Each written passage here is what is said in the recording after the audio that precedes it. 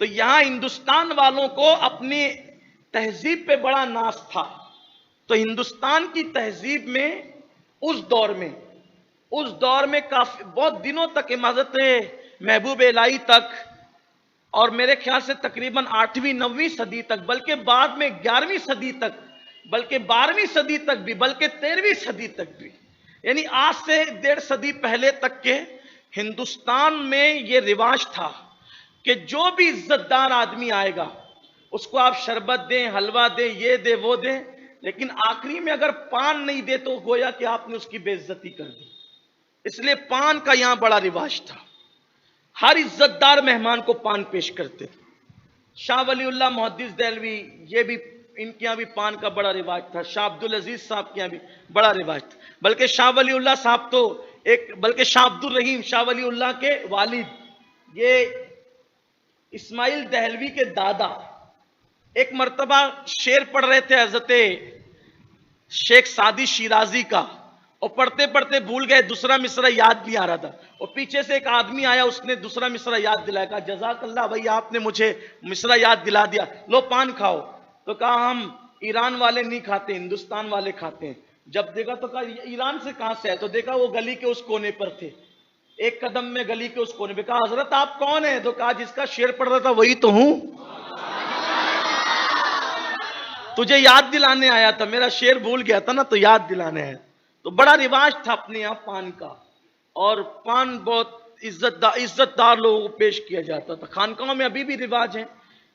تو ابھی بھی حضرت محبوب الہی کی خانقاہ میں گیا عرس میں جب بھی، تو میں نے دیکھا کہ وہاں پر سما میں پان پیش کیا جاتا تھا. بندہ نواز کے سدراز علیہ رحمہ کیا گیا تو پانی کے اندر شکر گھول کر کے شربت دیا جاتا. یہ شربت اپنی طرح نہیں بنتا وہاں، میں نے دیکھا کہ وہ چاشنی بنائیں گے، دودھ ڈالیں گے، ایسے نہیں.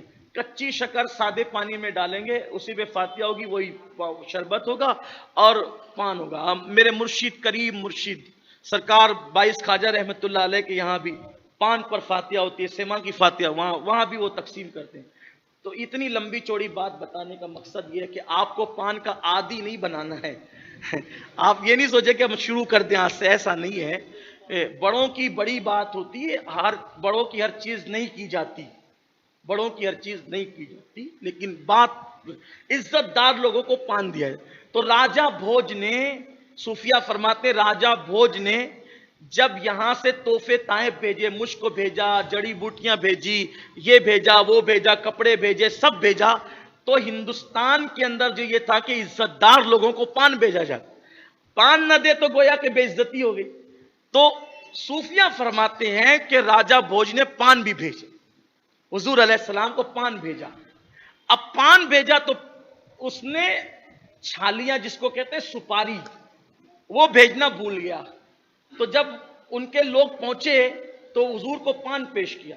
میں پھر کہہ رہا ہوں کہ یہ محدثین کی بیان کردہ حدیث نہیں، یہ صوفیہ کے اقوال میں. تو جب پان لے کر حضور کو پیش کیا تو حضور نے مسکرا کے کہا یہ تم پان کے ساتھ تو کچھ اور بھی کھاتے ہو نا اس میں ڈال کر کے، وہ سپاری تم نہیں لائے ساتھ میں؟ تو انہوں نے کہا ہم تو بھول گئے. تو پھر وہ کلمہ پڑھ کے مسلمان ہو گئے. حضور نے ان کا نام رکھا عبداللہ.